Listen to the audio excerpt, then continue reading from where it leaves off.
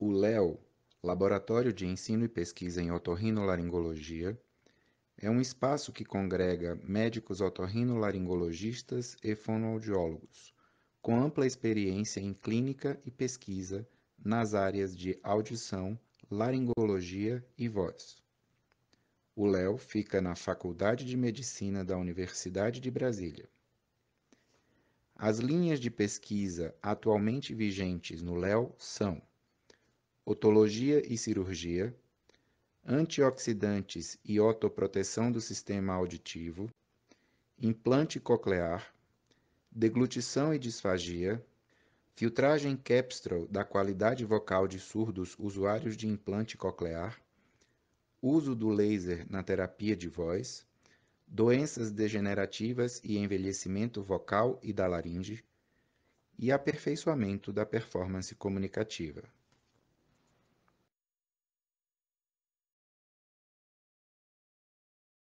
Oi, oi, eu me chamo Maria Luísa Queiroz, faço parte do projeto de iniciação científica do Laboratório de Ensino e Pesquisa em Otorrinolaringologia e hoje eu e a Andressa vamos entrevistar especialistas da área de otorrinolaringologia e fonoaudiologia para tirar algumas das dúvidas mais corriqueiras sobre o Covid-19 dentro dessa área. Em março de 2020, a Organização Mundial da Saúde declarou a pandemia de Covid-19, causada pelo vírus RNA SARS-CoV-2. Segundo o Ministério da Saúde, até o momento tivemos mais de 500 mil mortos e mais de 17 milhões de infectados por coronavírus. Dentre os principais sintomas da doença estão febre, dor de garganta, tosse seca, cansaço, perda de paladar ou olfato, podendo ter manifestações mais graves como o acometimento dos pulmões e possível óbito, decorrente principalmente das respostas do organismo ao patógeno, numa chamada de tempestade de citocinas. Os grupos de risco incluem pessoas idosas e com comorbidades.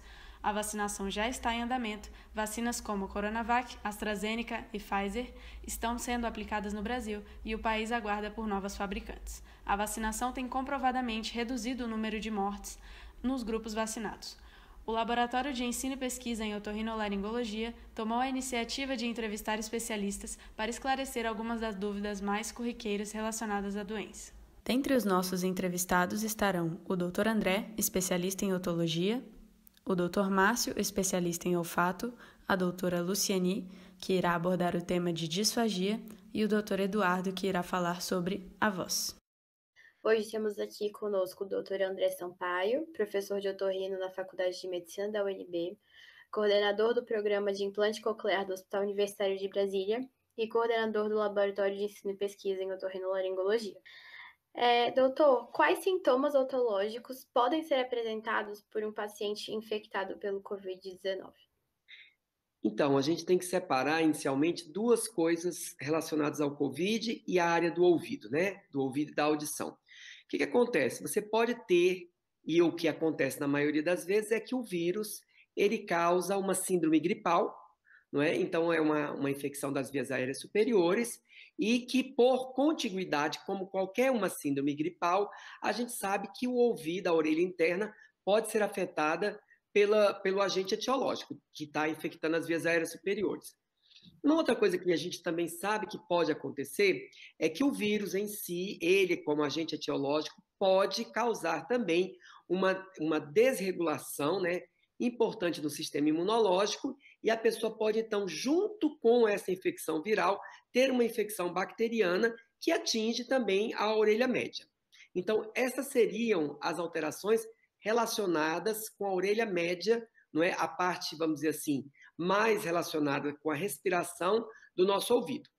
A outra coisa que se cogita muito é que o vírus, ele como agente etiológico, também atingir, tá certo? Uma região mais nobre da nossa orelha, do nosso ouvido, que seria a orelha ou ouvido interno.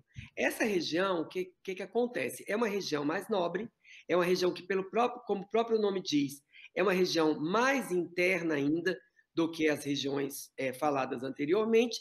E o que vai acontecer quando esse agente etiológico atinge, por exemplo, a cóclea, que é o órgão relacionado com a audição, na orelha interna, e o vestíbulo, que é a região relacionada com o nosso equilíbrio. Pode, então, causar alterações auditivas, como, por exemplo, perdas de audição, pode causar que não são reversíveis, são perdas irreversíveis, pode causar também desequilíbrios, né? Problemas relacionados com o nosso labirinto, e pode também causar o que a gente conhece como zumbido ou acúfenos, não é? Que são sons que o paciente escuta, mas nós não temos uma fonte sonora causando esses sons. Seriam perturbações auditivas. Então, tendo em vista isso que o senhor falou, nesses tempos atuais, um paciente que está apresentando otite média deve alertar para uma suspeita de COVID? E como diagnosticar? Então, se o paciente tiver uma síndrome gripal, hoje, não é?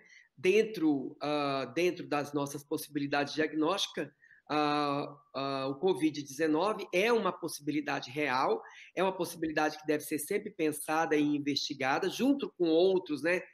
Junto com os conjunto de sinais e sintomas que causam, não é, que nos levam a conceituar o que seria uma síndrome respiratória alta, né? Um processo viral nas vias aéreas superiores. Então, deve ser sempre suspeitado, naturalmente, se esse paciente tiver a síndrome gripal.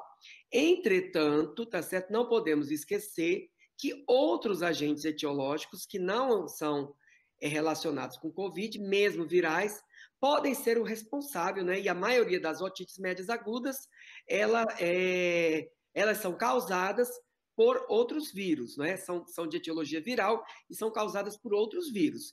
Entretanto, hoje, como nós estamos em plena pandemia, né? Hoje já se fala de uma possibilidade de uma terceira onda, não é? De assolar o nosso país, então nós sabemos que devemos estar alertas para que essas síndromes respiratórias altas, não é? Elas possam ser investigadas também como sendo decorrente do Covid, da infecção por Covid. E aí a investigação seria feita com o teste PCR normalmente, né? Sim, a gente sim, sem dúvida nenhuma. As síndromes respiratórias altas, não é? A gente contando-se que o paciente já esteja por volta do terceiro dia da infecção, o exame indicado é o PCR, realmente. E quais seriam as manifestações se realmente atingisse essa região mais nobre que o senhor citou? Na região interna, nós teríamos duas manifestações importantes. Uma é a perda de audição, a outra são as manifestações no nosso equilíbrio, né? As alterações de equilíbrio, com uma síndrome vertiginosa clássica, o paciente sente as coisas rodarem. E, em terceiro lugar, também, muito importante, seriam os zumbidos, né? A presença de zumbido na região das orelhas. E se realmente for diagnosticada uma otite associada com Covid, qual seria o tratamento? Então, quando o paciente tem uma otite média aguda, então vamos falar de uma otite média aguda, não é? Relacionada com Covid, então. Se eu sei que o paciente está infectado, eu tenho PCR, né?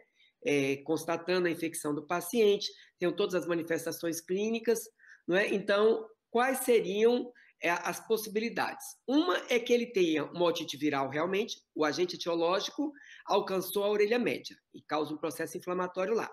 A outra possibilidade que a gente não pode esquecer é que o agente etiológico por ele mesmo, como um agente desregulador do sistema imunológico, cause uma otite média aguda bacteriana, né, secundariamente. Então, essa otite média aguda bacteriana deve ser tratada, então, realmente como nós tratamos todas as otites médias bacterianas, que é o uso dos antibióticos clássicos, né, que são utilizados para os germes que acontecem nessa região do trato aéreo digestivo superior. E já existe algum caso, algum relato do Covid causando a perda de audição? Sim, então, vamos lá.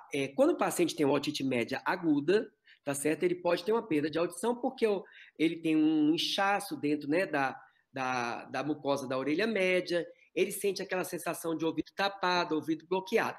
Este caso, por excelência, as perdas são de natureza condutiva, ou seja, eu tenho um bloqueio na condução da passagem do som, geralmente por conta de secreção dentro da orelha média. Então, neste caso, é uma perda completamente reversível, o paciente vai ficar bom, tá certo? Com o tratamento clínico que nós vamos passar para ele. No caso do agente etiológico atingir, tá certo, a orelha interna, então são as perdas que nós chamamos de neurosensoriais, que são perdas causadas por morte de células, tanto células ciliadas quanto neurônios. Então, essas perdas, por natureza, elas não são reversíveis, tá? E o tratamento, hoje, não é, vai seguir o tratamento da gravidade do Covid em que o paciente se encontra. Porque, por exemplo, a gente tem um paciente com perda de audição. Muitas vezes, esses pacientes, e eu até gostaria de alertar ao nosso público, né, aos nossos ouvintes, essas perdas de audição, elas são irreversíveis e não são detectadas, porque o paciente, muitas vezes, ele está grave dentro do hospital. É um paciente que está entubado, é um paciente que está lutando entre a vida e a morte. Então, essa questão, muitas vezes, ela passa desapercebida e o paciente só vai receber esse diagnóstico na alta dele. Então, é nesse sentido que eu estou dizendo que o tratamento vai de acordo com a gravidade e a severidade do COVID. Então, existem relatos na literatura de pacientes bem documentados que tiveram esse tipo de quadro, não é? E que o tratamento instituído foi o corticoide. Por quê? Porque o paciente já estava, inclusive, em uso de corticoterapia sistêmica em altas doses para combater a tempestade citocínica que ele tem, que faz parte, né, da grande questão aí relacionada com o COVID. E além do COVID em si, tem as comorbidades associadas com o COVID, né?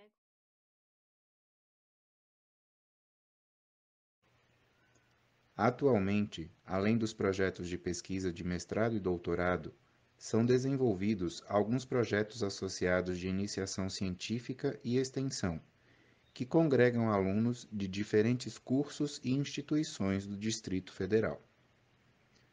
Podemos citar especificamente a pesquisa sobre a eletrofisiologia da audição de recém-nascidos cujas mães foram infectadas pelo vírus SARS-CoV-2 durante a gestação.